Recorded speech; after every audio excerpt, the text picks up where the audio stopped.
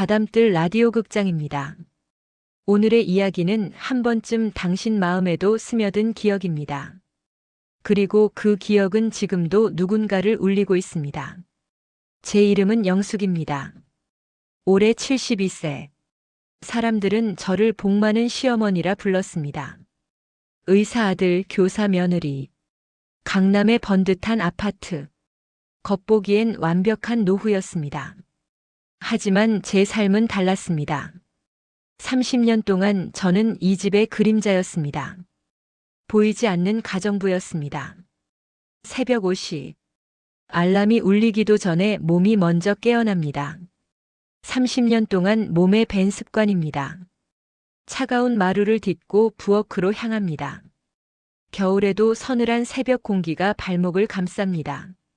가장 먼저 쌀을 씻습니다. 쌀뜨물이 손에 닿을 때마다 온기가 사라지는 듯합니다. 며느리 민지는 현미밥을, 아들 준호는 잡곡밥을, 손주들은 흰밥을 좋아합니다. 밥솥은 3개를 돌려야 합니다. 국은 된장찌개와 미역국, 반찬은 각각 입맛에 맞춰 서너 가지씩. 남이 해주는 밥이 맛있어야 한다는 생각으로 땀을 흘렸습니다. 며느리 민지는 늘 가장 늦게 부엌에 나타났습니다. 완벽하게 화장한 얼굴, 깔끔한 정장 차림. 저를 보면서도 눈은 마주치지 않았습니다. 어머님, 오늘은 저녁에 제가 동료 교사 모임이 있어서요. 늦을 겁니다. 식사 준비 부탁드려요. 부탁이라 말했지만 그건 명령이었습니다.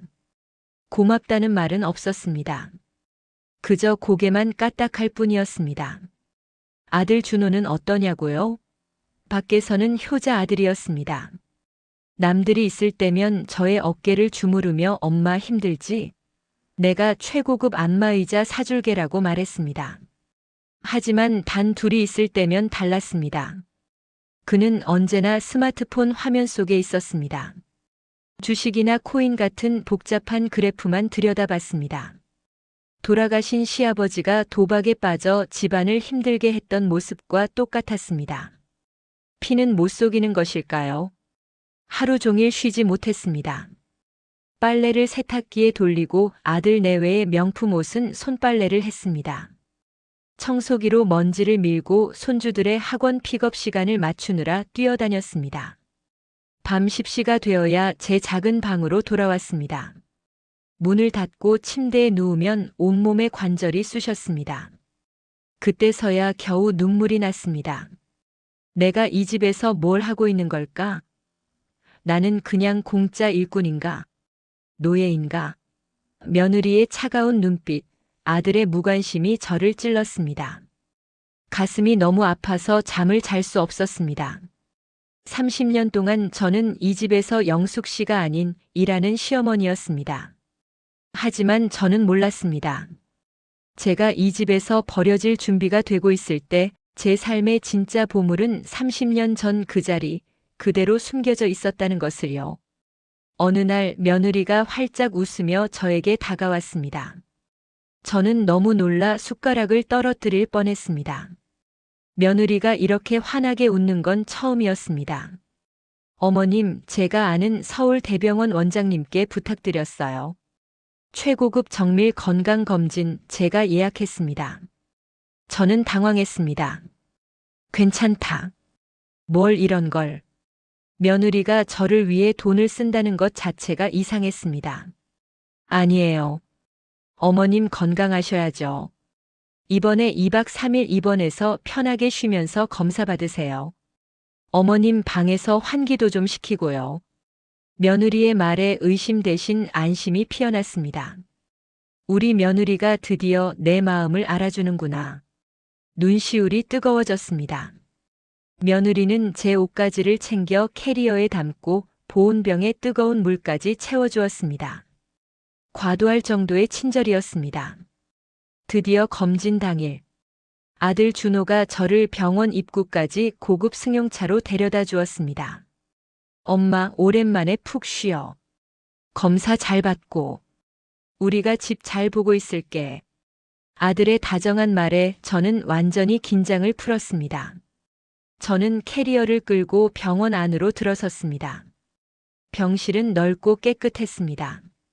VIP 병실 같았습니다. 그래, 며칠간 푹 쉬어야지. 그동안 고생했잖아. 저는 침대에 누워 행복한 기분에 잠이 들었습니다. 하지만 다음 날 아침 모든 것이 무너졌습니다. 간호사가 저를 찾았습니다. 어르신, 죄송하지만 예약 내역이 없습니다.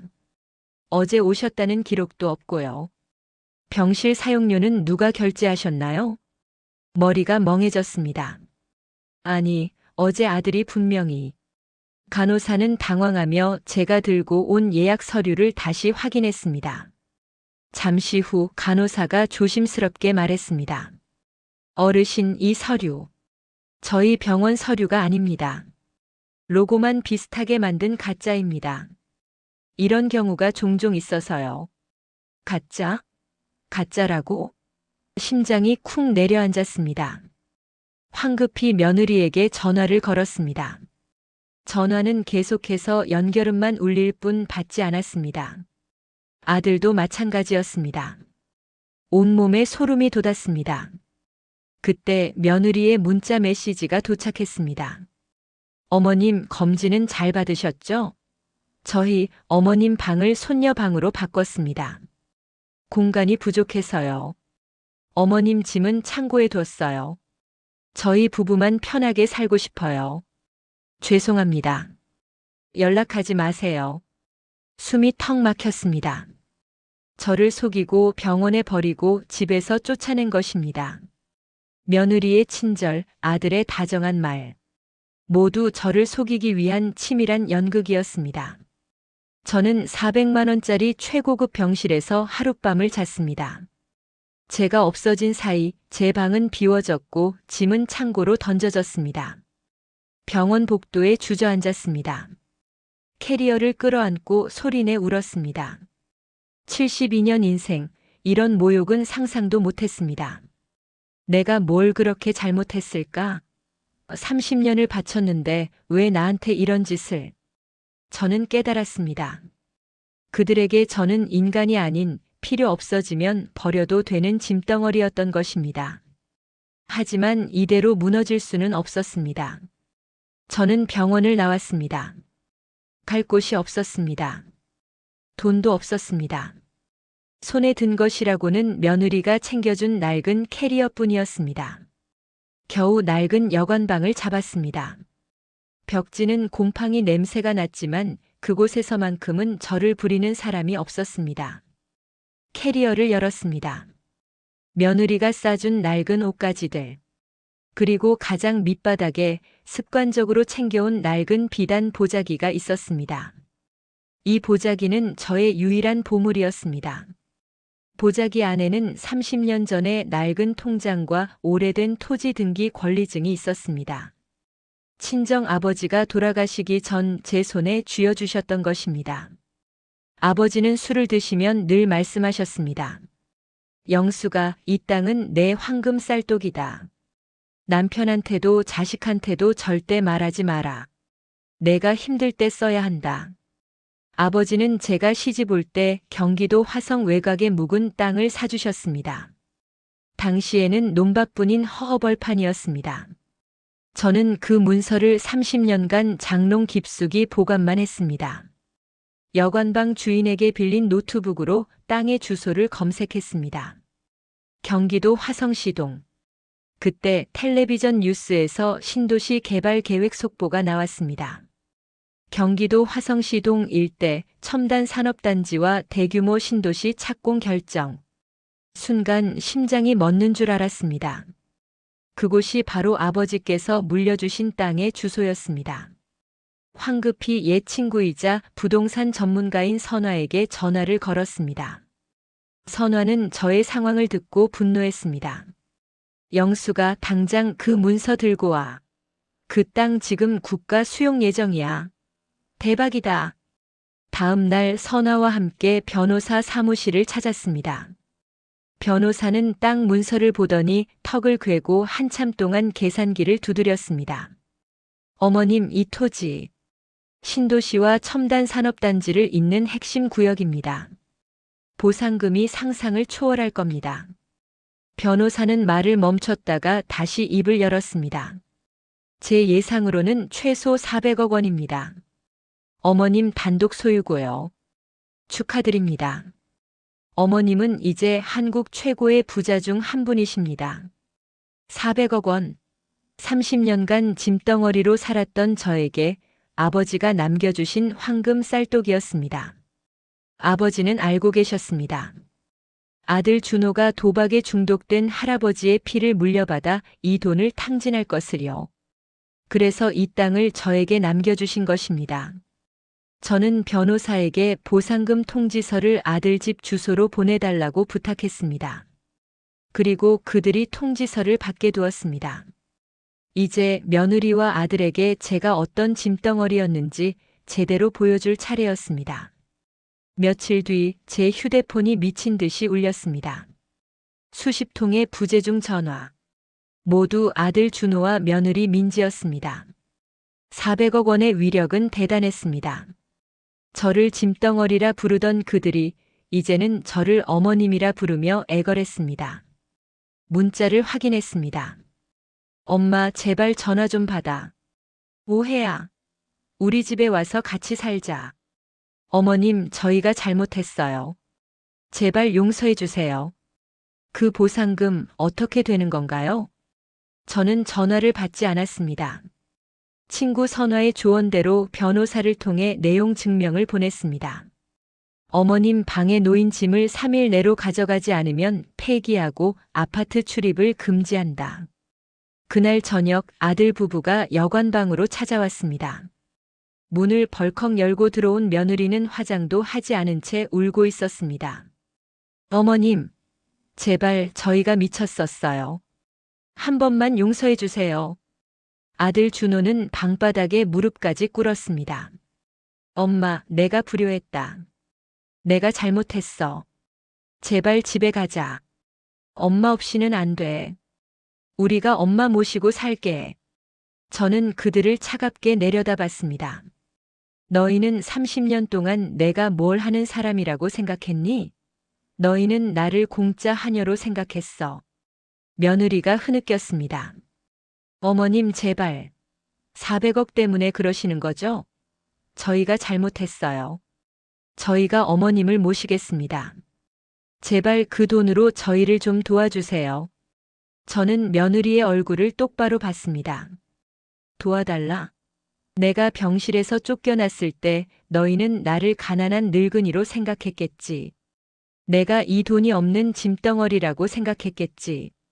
아들 준호가 애원했습니다. 엄마, 그 400억으로 우리 이제 행복하게 살자. 내가 엄마 모시고 살게. 내가 그걸로 투자해서. 투자? 저는 아들의 말을 잘랐습니다. 이 돈은 내 아버지의 유산이야. 내 아버지도 너도 이 돈에 손댈 자격 없어. 엄마 제발. 내가 얼마나 힘들게 사는지 알잖아. 주식으로 다 갚을 수 있어. 아들은 돈 이야기를 멈추지 않았습니다. 너희 아버지도 똑같이 말했지. 도박 중독은 유전이야. 너희에게 이 돈을 주면 일주일도 안 돼서 사라질 거야. 저는 아들의 눈에서 할아버지의 광기를 봤습니다. 며느리는 울부짖었습니다. 어머님 제발. 손주들 생각해서라도. 손주들 학비라도 좀. 손주들. 내가 너희 집에서 쫓겨났을 때 너희 손주들이 내 방을 차지했지. 그 아이들에게 너희가 뭘 가르쳤니?